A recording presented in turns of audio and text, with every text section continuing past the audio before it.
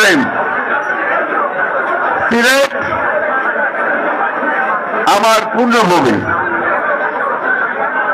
সিলেট আমি যখনই সুযোগ পাই আমি সিলেট আসি। প্রধান কারণ হচ্ছে যারা আপনাদের এখানে যে আমাদের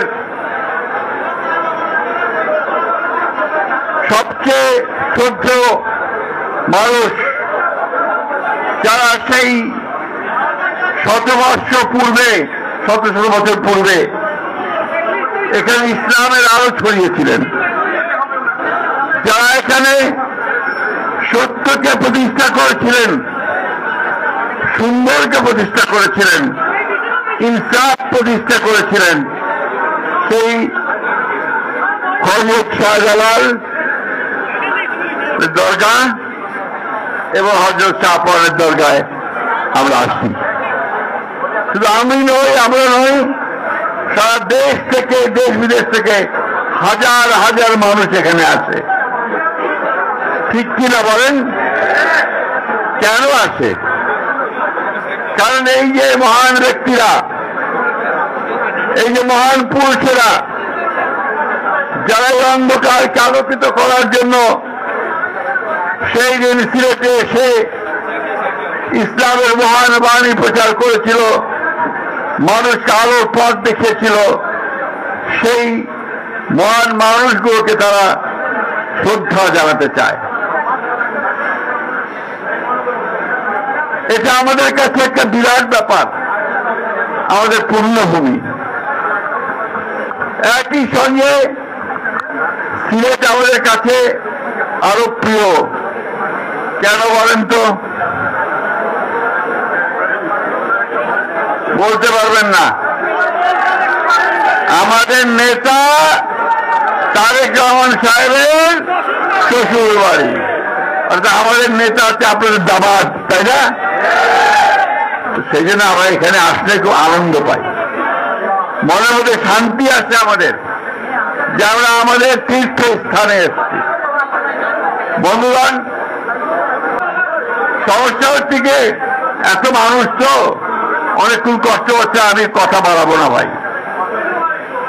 আমি আজকে শ্রদ্ধা করে স্মরণ করতে চাই আমার আরেকজন শ্রদ্ধেয় মানুষকে, আমার সাইফুর রহমান স্যারকে, যিনি এই সিলেটকে নতুন একটা অবয়ব দিয়েছিলেন, এর উন্নয়ন করেছিলেন, পথ দেখিয়েছিলেন, এবং তারই পথ দেখানো পথে সিলেট অনেক দূর সামনের দিকে এগিয়ে গেছে, তাই না? আমি এখানে স্মরণ করি আমার সেই ভাই, যেই ভাই গণতন্ত্রের জন্য, দেশের স্বার্থ রক্ষার জন্য আমাদের মাঝ থেকে হারিয়ে গেছেন। ওই যে লুনা ভাবি বসে আছেন, সেই লুনা ভাবির স্বামী, তার সন্তানদের পিতা ইলিয়াস আলী আমাদের মাঝে নাই। কোথায় তাও জানি না। এই জন্যই এখানে আসলে আমরা অন্তত তাকে মনে করার চেষ্টা করি। সেই মিনার সহ আরো কয়েকটা প্রদেশ সেই সময় আরো শ্রদ্ধার জন্য আসি যে এই 24 সালে, তারও আগে 15 বছর এই সিলেটে আমাদের বহু নেতা কর্মী ভাই তারা গণতন্ত্রের জন্য বুকের রক্ত রাস্তায় ঢেলে দিয়েছে। হাজার হাজার মানুষ তাদের বিরুদ্ধে মিথ্যা মামলা হয়েছে। আমাদের নেতাদেরকে এখানে বসে আছে, তাদের হচ্ছে পায়ে হাতে দড়ি লাগিয়ে মাসের পর মাস তাদেরকে কারাগারে বন্দী করে রেখেছে। এই সিলেটে 2024 সালে প্রায় 19 জন না 20 জন বোধ হয়, না কতজন? ভোট 13 জনের বেশি আমার ভাই, আমার ছেলে, তাদেরকে গুলি করে হত্যা করেছে হাসিনা, ঠিক না?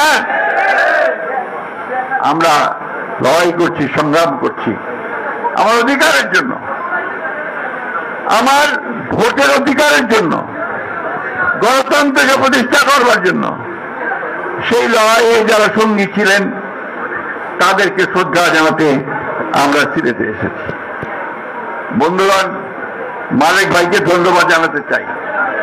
মালিক ভাই কিন্তু আজকে এই সভার সভাপতি না, মালিক ভাই যুক্তরাজ্য বিএনপির সভাপতি। না না না, শুধু তাই না, ভুল। তিনি দীর্ঘ 15-16 বছর ধরে এই বিএনপি ঝান্ডা তুলে আওয়ামী লীগের বিরুদ্ধে গোটা ইউরোপ তিনি চষে বেরিয়েছেন। এটা অস্বীকার করার আমাদের কোনো উপায় নেই আছে। তাই উনি যখন আমন্ত্রণ জানালেন, আমার চেয়ারম্যান মহোদয় যখন আমাকে বললেন যে হ্যাঁ যেতে পারেন, তখন আমি আপনাদের নেতাদের সঙ্গে কথা বলেছি। আমি সাগরের সাথে কথা বলেছি, গাড়ি সাহেবের কথা বলেছি, আমি এখানে গৌসের সঙ্গে কথা বলেছি, মুক্তাদির সাহেবের কথা বলেছি যে আমি এই মিটিংয়ে আসতে চাই, কারণ আমার অন্তর থেকে টান আসছে এই মিটিংয়ে আসার জন্য। সেই নামে আমি আরেকজনকে দেখে খুব খুশি হলাম, মুহিত ভাইকে। আমাদের মুহিত ভাইয়ের সাথে সম্পর্ক আমাদের দীর্ঘদিনের, আন্তর্জাতিক সম্পাদক হিসেবে তার সঙ্গে আমি নিজেও বহু ইউরোপের দেশে দেশে ঘুরেছি। বন্ধুগণ, এমনি হঠাৎ করেই এই হাসিনা পালায় নাই। বহুদিনের সংগ্রাম, বহু মানুষের ত্যাগ শিকার, বহু মানুষের রক্ত, বহু মাতার কান্না সব মিলিয়ে এই আমরা ফ্যাসিবাদ মুক্ত হয়েছি, তাই না? এখন এই ফ্যাসিবাদ মুক্ত হলাম, ঠিক আছে, এখন কি করবো নাকি? আমরা তো বলেছি এই লড়াইটা হচ্ছে আমাদের গণতন্ত্রের লড়াই। অর্থাৎ আমরা বাংলাদেশে একটা গণতান্ত্রিক রাষ্ট্র প্রতিষ্ঠা করতে চাই, যেখানে সবার অধিকার পূর্ণ করা হবে, ভোট দিতে পারবে মানুষ, যেখানে কথা বলতে পারবে, বাক স্বাধীনতা থাকবে, যেখানে আমার ছেলেরা যারা এখন কাজ পায় না তারা কাজের সুযোগ পাবে, আমাদের মহিলারা তাদের নিরাপত্তা নিশ্চিত করা হবে, তারা কাজের সুযোগ পাবে, আমাদের ছেলেরা লেখাপড়ার সুযোগ পাবে, আমাদের মা বোনেরা তাদের সন্তানদেরকে চিকিৎসা করার হাসপাতাল পাবে। এইরকম একটা রাষ্ট্র আমরা চাই, এইরকম একটা দেশ আমরা চাই, তাই না? সেই দেশ তৈরি করার জন্য আমরা নতুন করে সংগ্রাম শুরু করেছি বন্ধুগণ। আমাদের এই সংগ্রাম, আমাদের যুদ্ধ, তার নেতা হচ্ছেন আমাদের তরুণ নেতা তারেক রহমান সাহেব। আমাদের নেত্রী দেশনেত্রী বেগম খালেদা জিয়া, তিনি দীর্ঘকাল আমাদেরকে নেতৃত্ব দিয়েছেন। এখন অসুস্থ অবস্থায় বসে তিনি আমাদেরকে পরামর্শ দেন আপসহীন গণতন্ত্রকে প্রতিষ্ঠা করার জন্য। আমরা সেই দল, যেই দল এই দেশে স্বাধীনতার ঘোষণা করেছিল তার প্রতিষ্ঠাতা শহীদ প্রেসিডেন্ট জিয়াউর রহমান। আমরা সেই দল, যে দলের প্রতিষ্ঠাতা এখানে বহুদলীয় গণতন্ত্রের প্রবর্তন করেছিল। আওয়ামী লীগ বড় বড় কথা বলে, শেখ মুজিব তো একদলীয় শাসন ব্যবস্থা বাকশাল করছিল, মানুষের সব অধিকার কেড়ে নিয়েছিল, পত্র পত্রিকা বন্ধ করে দিয়েছিল। এই যে আজকে অসংখ্য মিডিয়া দেখতে পাচ্ছেন, এই মিডিয়া সব বন্ধ করে দিয়েছিল। শুধু 4টা থাকবে, তার বেশি থাকবে না। মানুষের মৌলিক অধিকারগুলোকে হরণ করে নিয়েছিল, আমার সুযোগ সুবিধা বন্ধ করে দিয়েছিল। সেই অবস্থা থেকে শহীদ প্রেসিডেন্ট জিয়াউর রহমান বহুদলীয় গণতন্ত্রকে ফিরিয়ে নিয়ে এসে মানুষের বাক স্বাধীনতাকে ফিরিয়ে দিয়ে, কথা বলার স্বাধীনতাকে ফিরিয়ে দিয়ে, সংবাদপত্রের স্বাধীনতাকে ফিরিয়ে দিয়ে নতুন সুযোগ সৃষ্টি করেছিলেন, অর্থনীতিকে খুলে দিয়েছিলেন। প্রতিযোগিতা করা যাবে। এই যে ভাইয়া, ও ভাইয়া, আপনি আসবেন একটু বক্তৃতা করেন। সমস্যা, আমরা কেউ ধৈর্য ধরতে পারি না। এই কয়েকটা মিনিট ধৈর্য ধরেন, অনেক ধৈর্য ধরছেন গরমের মধ্যে। এত দূর থেকে আসছি, ঢাকা থেকে, দু একটা কথা বলে না গিয়ে আমারও খারাপ লাগবে, তাই না? মালিক ভাইয়েরও খারাপ লাগবে, আপনাদেরও খারাপ লাগবে, আমার ভাই গৌসেরও খুব খারাপ লাগবে। পিটিয়ে ওর শরীর জর্জরিত করে দিয়েছে হাসিনা সরকার। বেড়ি হাতে পায়ে বেড়ি দিয়ে আটকে রাখতো, এই অত্যাচার নির্যাতন সহ্য করে আমরা আজকে এই জায়গায় এসেছি। বন্ধুদের সামনে আমাদের একটাই কথা, আমরা একটা গণতান্ত্রিক বাংলাদেশ চাই। আমরা আমাদের তরুণ যাকে যুবক যাকে তাদের কর্মসংস্থান সৃষ্টি করতে চাই। আমরা বাংলাদেশকে একটা উন্নত রাষ্ট্রে পরিণত করতে চাই। সেই জন্য আমরা বিএনপি থেকে 31 দফা দিয়েছি, তাই না? কি শুনছেন 31 দফার কথা? মনে হয় না, জোরে বলেন না তো। এই 31 দফা নিয়ে আমাদের নেতারা কিন্তু আপনাদের ঘরে ঘরে গেছে, প্রত্যেক ইউনিয়নে থানায় থানায় গেছে, তাই না? বোঝানোর চেষ্টা করছে। এই 31 দফার মধ্যেই আছে বাংলাদেশের ভবিষ্যৎ। এই 32 দফার মধ্যেই আছে নতুন বাংলাদেশের স্বপ্ন, যে স্বপ্ন আমাদেরকে সামনের দিকে এগিয়ে যাবে। আমরা কি চিরকাল দরিদ্র দেশ হয়ে থাকবো? আমরা কি চিরকাল সে নিচে পড়ে থাকবো? আমরা সামনের দিকে এগুতে চাই। এবং এখন আমাদের ছেলেরা তৈরি হয়ে গেছে, তারা এখন সামনের দিকে এগুতে চায়। সেই জন্যই বিএনপিকে সেই দায়িত্ব নিতে হবে, যে সেই নেতৃত্ব দিতে হবে, যে নেতৃত্বের মধ্যে দিয়ে একটা নতুন বাংলাদেশ আমরা তৈরি করতে পারবো। বন্ধুগণ, আমরা সেই বাংলাদেশ দেখতে চাই যে বাংলাদেশের স্বপ্ন শহীদ প্রেসিডেন্ট জিয়াউর রহমান দেখেছিলেন, যে বাংলাদেশের স্বপ্ন নিয়ে তিনি খাল কেটেছিলেন গ্রামে গ্রামে গিয়ে, যে বাংলাদেশের স্বপ্ন নিয়ে তিনি সমস্ত মানুষের মধ্যে গান গেয়ে বেরিয়েছিলেন। সেই স্বপ্ন দেখতে চাই, যে স্বপ্ন আমাদের নেত্রী দেশের বেগম খালেদা জিয়া গ্রামে গ্রামান্তরে চারণ কবির মধ্যে গান গেয়ে, গণতন্ত্রের গান গেয়ে মানুষকে উজ্জীবিত করেছিলেন। আমরা সেই স্বপ্ন দেখতে চাই, যার স্বপ্ন আমাদেরকে এখন আমাদেরকে তরুণ নেতা তারেক রহমান সাহেব দেখাচ্ছেন। একটা আসুন আমরা সবাই মিলে একটা নতুন বাংলাদেশ করে তুলি। সহজে হবে না, কারণ শত্রু অনেক বাধা দিতে চায়, আটকাতে চায়, দেরি করতে চায়। আমাদেরকে সেগুলোকে কাভার করে যেতে হবে, আমাদেরকে পার হতে হবে।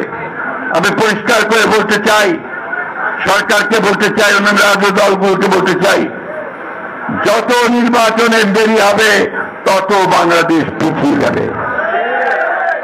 বিনিয়োগ আসবে না, ইনভেস্টমেন্ট হবে না, আমার ছেলেদের জব অপরচুনিটিস তৈরি হবে না, আমার মায়েরা মেয়েরা আরো বেশি নিরাপত্তা হারাবে, মমক্রেসি আরো বাড়বে, জুডিশিয়াল সিস্টেম ভেঙে পড়বে, আইন শৃঙ্খলা পরিস্থিতি ভেঙে পড়বে।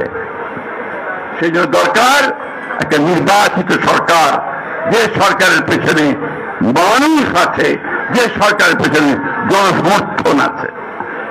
বন্ধুগণ, সবসময় মনে রাখবেন যে নির্বাচিত সরকারের চাইতে শক্তিশালী কোন সরকার হতে পারে না।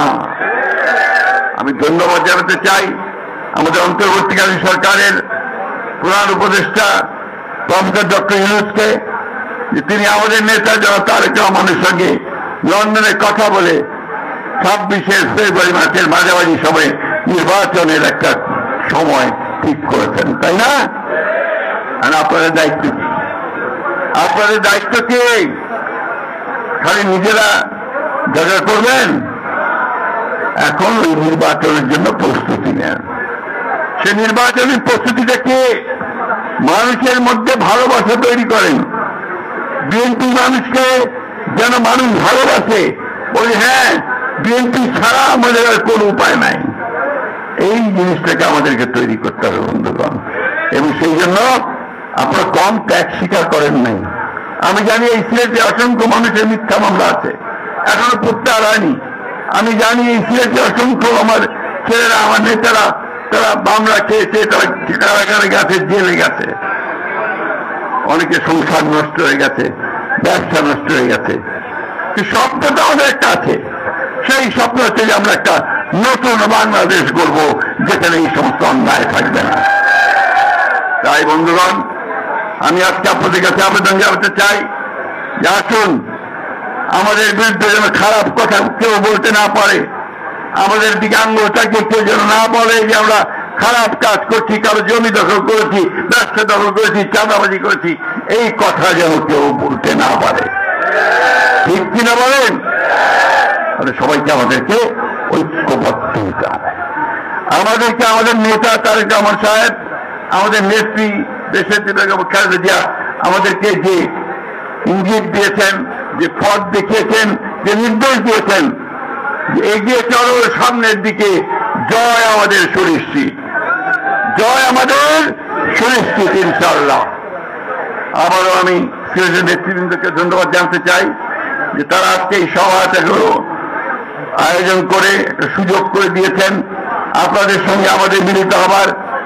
সময়টা খুব খারাপ, দুপুর বেলা, প্রচন্ড গরম, সবাই একেবারে সিদ্ধ হয়ে যাচ্ছেন, কিন্তু তারপর একটা তো সুযোগ হলো কথা বলার, তাই না? এরপরে ইনশাল্লাহ আবার খোলা মাঠে আপনাদের সঙ্গে দেখা হবে।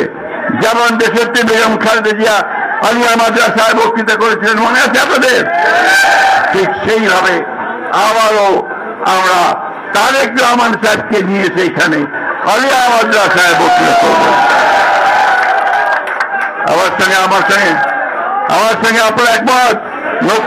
নতুন বাংলাদেশ তৈরি করবেন, তারেক সাহেবের নেতৃত্বের সামনের দিকে এগিয়ে যাবেন ইনশাআল্লাহ। আসুন আজকে আমরা এই কালাম ভাই, আমাদের মারেক ভাই, আমাদের কায়ুম ভাই, আমাদের গৌস ভাই, আমাদের জীবন ভাই, মুক্তাদির ভাই, লুনা আপা, সকলকে আরো আছেন অনেকে এখানে, তাদের সকলকে নিয়ে একসঙ্গে আমরা সামনের দিকে এগিয়ে যাই। অনেক ধন্যবাদ, ভালো থাকবেন, সুস্থ থাকবেন। আসুন আবার আমরা নতুন বাংলাদেশ গড়ি।